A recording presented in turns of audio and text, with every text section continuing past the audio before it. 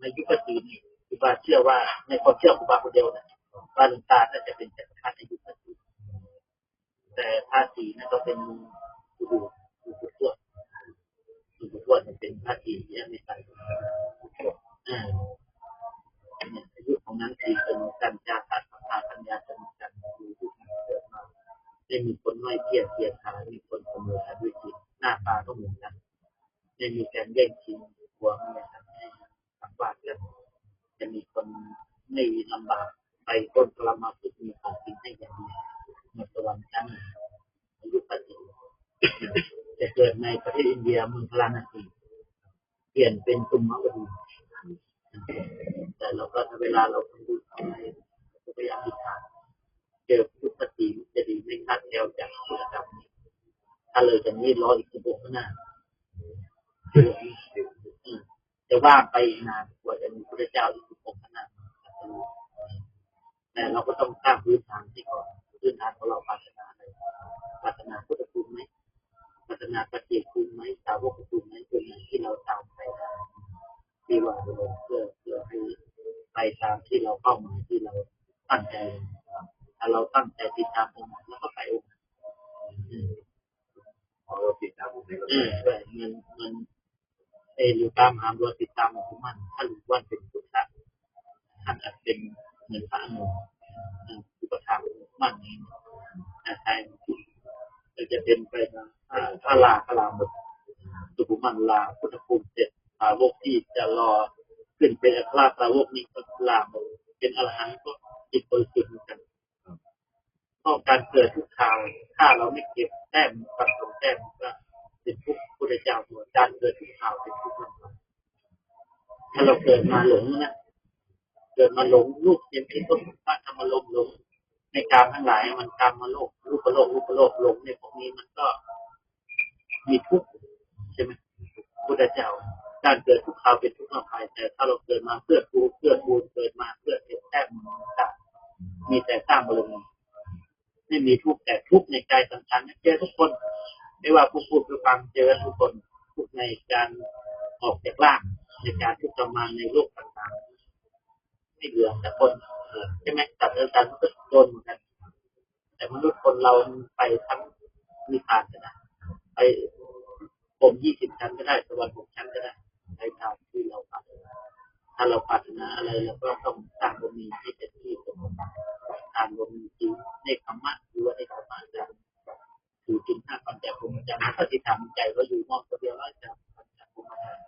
ธรรมจริยาปานาตินาธรรมจริยาตาจุลา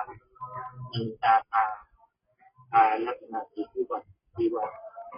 นักปฏิฆาปัญจภูมิจารย์อันนี้เป็นคำของความบุคคล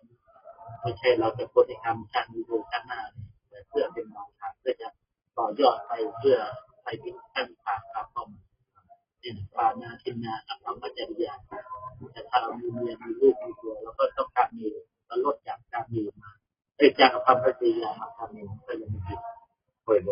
ก็ลดมาแต่ว่าจะลดต่ำตรงนั้นถ้าลดต่ำก็ตกไปภูมิถ้าตกไปภูมิในชาติไม่มีการจะไปเสียภาษีในหลักการว่าถ้าคนตกไปภูมิในปัจจุบันเราท่านนาที่ยังอยู่แต่ว่าถ้าตายไปปุ๊บอบายภูมิผู้ขาดเสียภาษีไม่ได้ต้องรอพุทธเจ้าประมาณคนเราก็ต้องบาปคนไปคนบาปคนไปเหมือนคนโบราณเขาว่าทางเป็นเรียนเป็นโลกใช่ไหมชอบอยู่ในนรกทางโลกขึ้นสวรรค์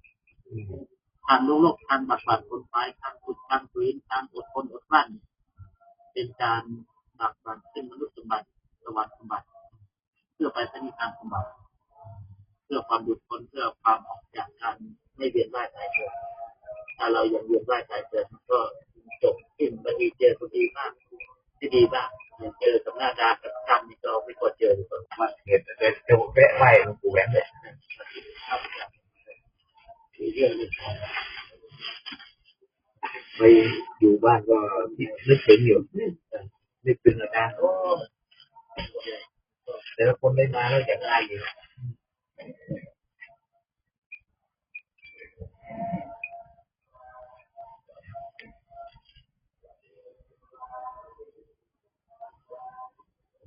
เป็น